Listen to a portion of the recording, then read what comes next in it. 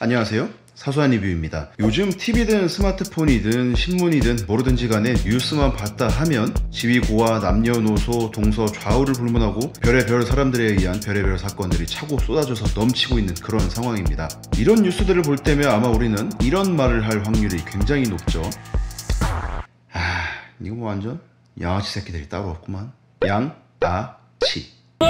보통 우리는 행실이 좋지 못하거나 야비하거나 눈치 없이 이기적이거나 아니면 제가 방금 말씀드린 거 다이거나 이런 사람들을 양아치라고 표현합니다. 그래서 말이 나온 김에 오늘의 말 그대로 사소한 리뷰, 양아치라는 단어에 대해서 리뷰해 보도록 하겠습니다. 양아치라는 단어는 어떻게 생겨난 걸까요? 일단은 사전을 찾아봐야겠죠. 양아치를 사전에서 찾아보면 거지나 전쟁고하를 속되게 이르는 말이었고, 품행이 천박하고 못된 짓을 일삼는 사람을 속되게 이르는 말이라는 우리가 요즘 사용하는 양아치의 뜻이 추가가 된 것 같네요. 그런데 이걸 보면 의문이 하나 생깁니다. 왜 거지나 전쟁고하를 속되게 이르는 말이라는 단어에 품행이 천박하고 못된 짓을 일삼는 사람이라는 뜻이 추가가 된 걸까요? 아니, 거지나 전쟁고하가 어떻게 보면 불쌍한 사람들인데, 물론 그 중에는 나쁜 짓을 하는 사람들이 일부 있었겠지만 그 전체를 천박하고 못된 짓을 일삼는다고 표현하게 된 것에는 물음표가 달린다는 거죠. 그럼 이제 양아치라는 단어를 한번 뜯어보겠습니다. 양아치, 양 플러스 아치.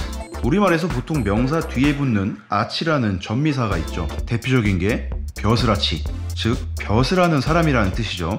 그러니까 아치는 명사 어근에 붙어서 그 일에 종사하는 사람이라는 뜻인데, 그 사람을 보통 약간 낮잡아서 이르는 말이죠. 벼슬아치 외에도 바느질아치나 동자아치 같은 말들도 있죠. 바느질아치는 바느질에서 먹고 사는 사람, 동자아치는 동자에서 먹고 사는 사람, 그러니까 동자, 밥 짓는 일을 하는 하녀를 일컫는 말로 동자아치를 사용하기도 했었죠. 아무튼 양아치를 이렇게 뜯어보면 양이라는 것을 직업으로 삼고 종사하는 사람이라는 뜻이 되는 거겠죠. 양? 그러면 다시 초반에 말씀드렸던 양아치의 사전적 의미로 돌아가 보면 거지나 전쟁고하에서 추론할 수 있는 단어들 중에서 연관되는 단어가 하나 나옵니다. 바로 동량이라는 거죠. 동량을 사전에서 찾아보면 또 이렇게 나와요. 거지나 동량아치가 돌아다니며 돈이나 물건 따위를 거저 달라고 비는 일. 동량아치 나왔죠. 여기서 동이 빠지고 양은 두음 법칙이 적용되면서 양으로 바뀌어서 양아치가 된 거라고 추측할 수 있겠죠. 그럼 또 이런 의문이 생깁니다. 동량을 직업으로, 그러니까 동량에 종사하는 사람이 있다? 동량이라는 게 그냥 너무 배고프고 힘드니까 하루 먹고 살자고 하는 거지, 그걸 종사한다, 직업으로 삼았다고 하기에는 무리가 있지 않나? 그런데 말입니다. 그런 일을 하는 직업? 아무튼 그런 비슷한 게 있긴 있었습니다. 근로재건대라는 게 있었죠. 아마 이걸 보고 계실 아주 많았으면 좋겠는 분들 중 제 부모님 세대는 이 근로재건대를 잘 알고 계실 거고요. 제 또래이신 분들은 뭐 이 근로재건대가 뭔지는 몰라도 망태할아버지, 망태기 할아버지는 들어봤을 겁니다. 어렸을 때 찡찡댈 때면 어른들이 부른다던 그 망태할아버지. 왜 나이가 이렇게 고집이 세지? 너 그러면 망태할아버지가 잡아간다. 망태할아버지가 잡아간다. 가거라 옥반지야. 아무튼 그 망태할아버지가 이 근로재건대라고 보시면 되고요. 더 포괄적인 단어로는 넉마주의를 쓰죠. 넉마, 그러니까 이것처럼 낡고 해진 옷이나 이불 같은 것들을 줍는 사람들을 넉마주의라고 했는데, 전쟁 이후에 대한민국 전국 각지에서는 굉장히 많은 넉마주의들이 활동을 했었죠. 이들은 전쟁고하들이 대부분이었고, 불황자나 노숙자들이 조직을 이루어서 일종의 촌을 만들어서 활동을 했고, 보통 이런 촌을 양아치촌이라고 부르기도 했습니다. 동량으로 먹고 사는 동량아치들의 촌이라는 뜻이었겠죠.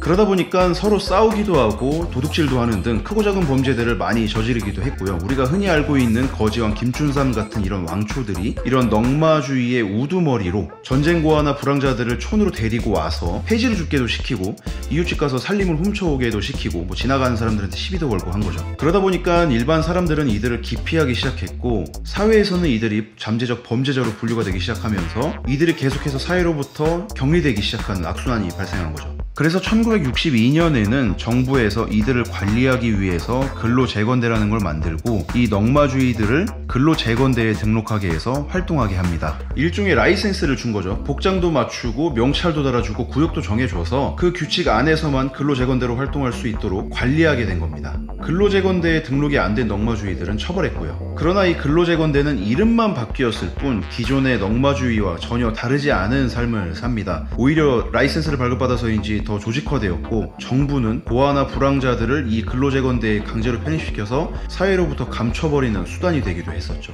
오히려 당당하게 남의 집 빨래나 귀중품들을 넝마에 집어넣는 이런 도둑질을 하기도 했고, 아이들을 유괴하거나 성범죄를 저지르기도 했었죠. 그 집단 내에서의 약자인 아동 착취의 문제는 훨씬 심했고요. 우리가 알고 있는 형제복지원 같은 사건들도 이런 당시 사회의 문제들의 연장선상에 있었던 사건이라고 볼 수도 있습니다. 그러니까 이 양아치라는 단어를 다시 보면 1번 거지나 전쟁고아들을 속되게 이르는 말. 왜냐하면 당시에 전쟁고아나 거지들이 집단화하면서 동양에서 먹고 살았으니까요. 그런데 그 양아치 집단이 사고를 많이 치고 사회적으로 문제가 되기 시작하면서 2번 품행이 천박하고 못된 짓을 일삼는 사람을 속되게 이르는 말이라는 뜻이 추가가 된 것을 알 수 있습니다.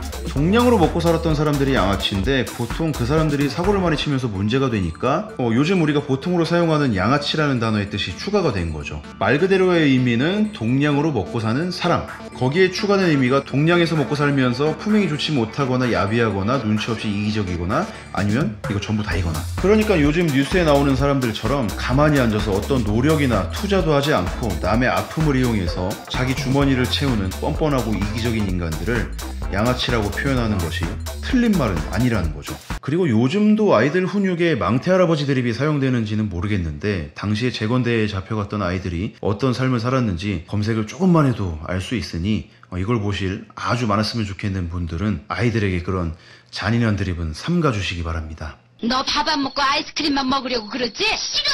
너 자꾸 그러면 망태 할아버지가 잡아간다. 치, 그런 게 어딨어? 망태 할아버지가 잡아간다! 그럼 오늘의 말 그대로 사소한 리뷰는 여기서 마치도록 하겠습니다. 끝까지 시청해주셔서 감사합니다. 이거 로또는 또 안 맞았네. 사소한